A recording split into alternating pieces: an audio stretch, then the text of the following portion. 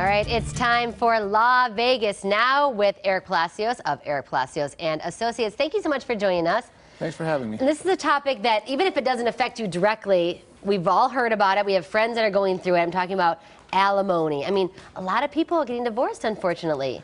Yes, and alimony sometimes is part of that equation, so you have to be very careful when dealing with that. All right, so let's talk some specifics here. So if a judge has ruled, and it's all set in stone, can I contest the alimony?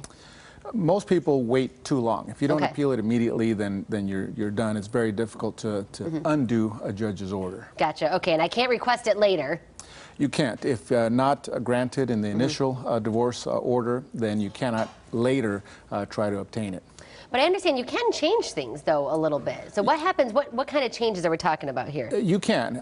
If there's a change in circumstances, and that's defined as a 20% drop in your earnings, Okay. Then you can request the court to modify it to bring it down to your current financial What about if condition. I retire? If you retire, the same thing. It doesn't drop automatically, but you can petition the court to drop your alimony monthly amount that you have to pay based on the fact that now you are receiving less. Gotcha. Now, whenever I retire, can my payments go away completely? I don't have any money. I don't have any income. Generally, no. If you Okay. have a duty to pay, you have to pay. You can adjust it based on your income. The only two ways that you can get out of paying it generally is if your ex remarries or if they die.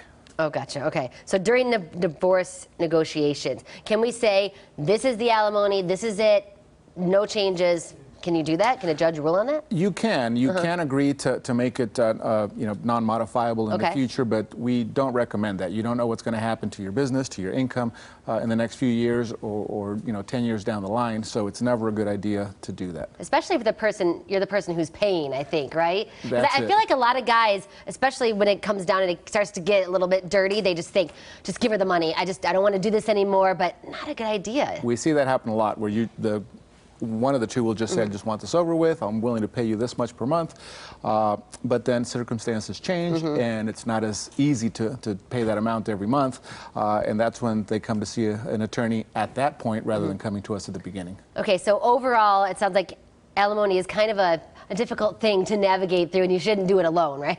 That's right. A lot of people will do it on their own and then later man. realize that they're paying too much per month or they're paying it for too many years, and at that point, it's water under the bridge. So you're better off coming to see us before. Do it right the first time. Hire an attorney. If you are going through a divorce or you need an attorney for any other matter, you can give Eric Palacios and Associates a call. The phone number is right there on your screen, 702-444-7777, or click on their website, ericpalacioslaw.com.